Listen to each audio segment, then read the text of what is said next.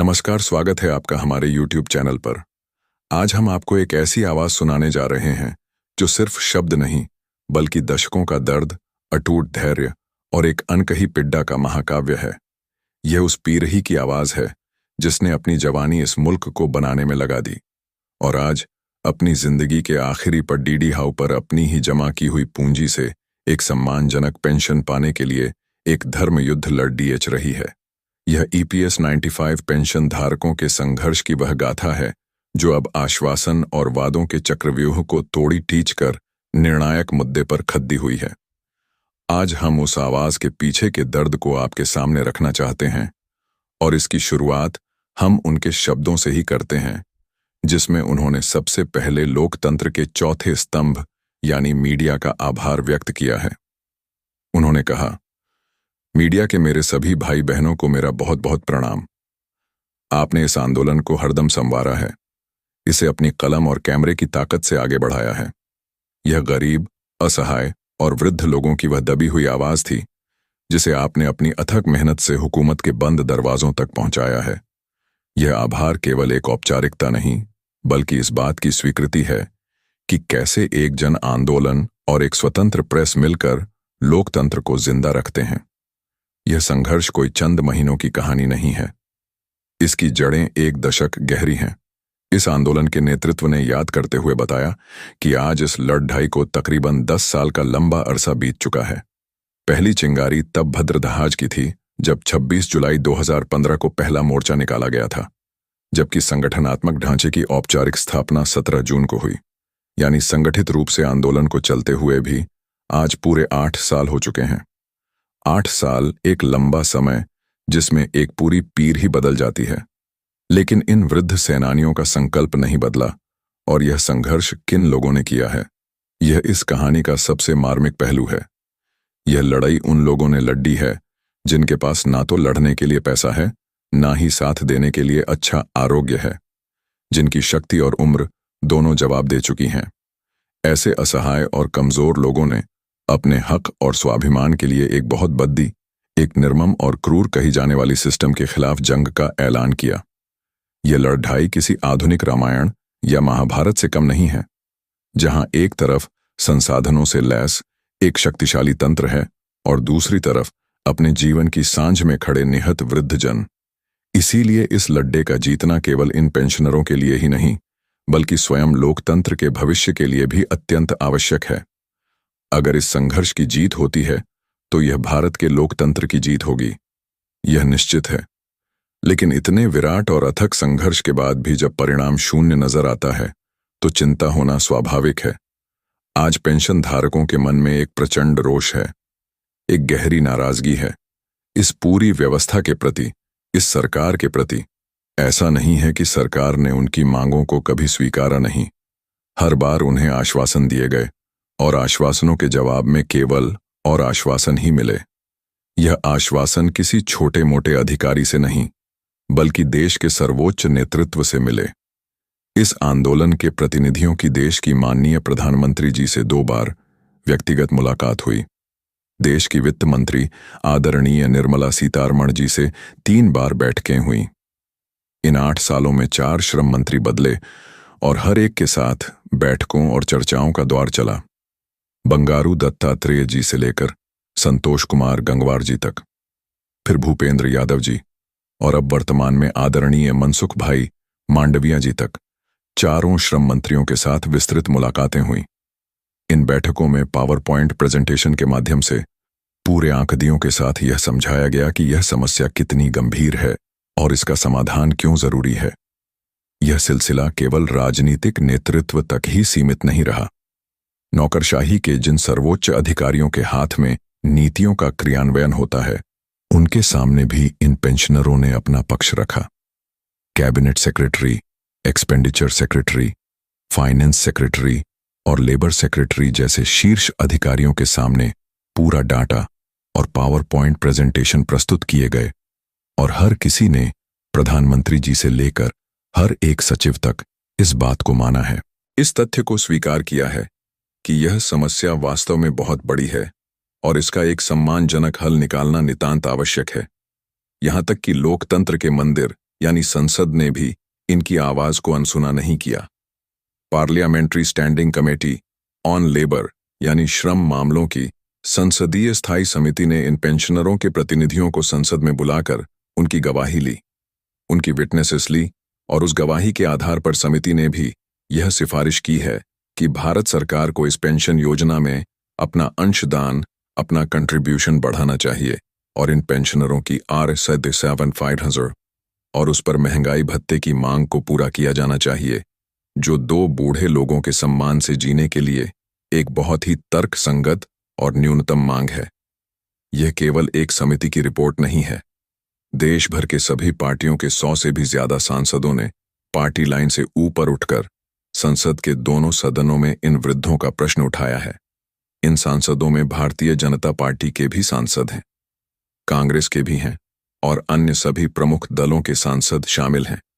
यह इस बात का प्रमाण है कि यह मुद्दा किसी एक दल का नहीं, बल्कि एक राष्ट्रीय मानवीय मुद्दा है। इतने व्यापक समर्थन के बावजूद जमीनी हकीकत यह है कि इन बूढ़े लोगों को बार बार दिल्ली की सड़कों पर उतरना पड़ता है। जरा कल्पना कीजिए, देश के दूर दराज के कोनों से, जहां परिवहन की सुविधा भी ठीक से नहीं है, वहां से इन असहाय लोगों का दिल्ली तक आना, यहां रहने की व्यवस्था करना, यात्रा का किराया जुटाना, यह सब वे किन परिस्थितियों में करते होंगे, इसका अंदाजा लगाना भी मुश्किल है। फिर भी जब भी दिल्ली से बुलावा आता है, वे हजारों की संख्या में अपनी कमजोर हो चुकी हड्डियों में अदम्य साहस भरकर चले आते हैं। दिल्ली का रामलीला मैदान इनके 3 विशाल आंदोलनों का गवाह बन चुका है। जंतर मंतर पर तकरीबन 8 बार यह अपनी आवाज बुलंद कर चुके हैं। यह आंदोलन केवल दिल्ली की सड़कों तक सीमित नहीं है, यह हर गली, हर शहर और हर राज्य में फैला है। देश के 27 राज्यों में यह आंदोलन जिला स्तर पर, कई जगहों पर तालुका स्तर पर और यहां तक कि ग्राम स्तर पर भी लगातार चला है। लेकिन इस संघर्ष की सबसे असाधारण और हृदय विदारक तस्वीर महाराष्ट्र के बुलाढाना में देखने को मिलती है, जो राष्ट्रीय संघर्ष समिति का मुख्यालय भी है। वहां पर पिछले 6 या 5 साल से भी ज्यादा समय से हमारे वृद्ध पेंशन धारक दिन रात अनशन पर बैठे हैं। 65 साल यानी 2300 से भी ज्यादा दिन और रातें। यह कोई मामूली बात नहीं है, यह मानवीय सहनशीलता और संकल्प की पराकाष्ठा है।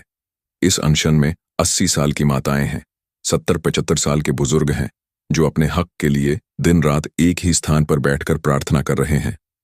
वे अपने अपने भगवानों से प्रार्थना कर रहे हैं और अपनी चुनी हुई सरकार से भी न्याय की भीख मांग रहे हैं। इतने लंबे, इतने गहरे और इतने व्यापक संघर्ष के बाद भी जब कोई परिणाम हाथ नहीं आता, तो यह केवल निराशा का नहीं, बल्कि एक बहुत बड़ी चिंता का विषय बन जाता है।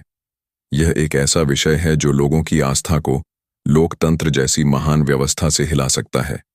यदि हमारी चुनी हुई सरकार, जो हमारे लिए माँ बाप समान है, वही हमारी तरफ ध्यान नहीं देगी, तो यह देश कैसे चलेगा? इस देश में समाज के सबसे कमजोर वर्ग की आवाज कौन उठाएगा? और जब कोई आवाज प्रामाणिकता से उठती है, जो पूरी तरह से गैर राजनीतिक है, जिसका उद्देश्य किसी को नीचा दिखाना नहीं, बल्कि केवल अपना हक मांगना है, और उसके बावजूद अगर उस पर ध्यान नहीं दिया जाता तो हम क्या कहें? फिर लोकतंत्र का अर्थ क्या है?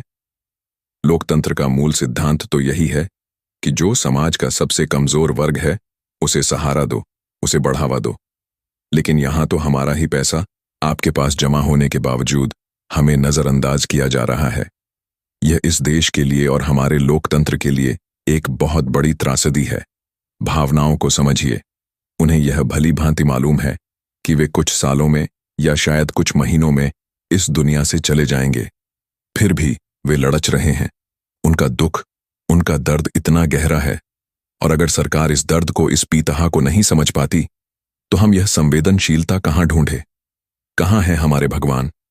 कौन है हमारे माँ बाप इस देश में? यह एक बहुत ही करुणामयी पुकार है, एक दर्द भरी चीख है।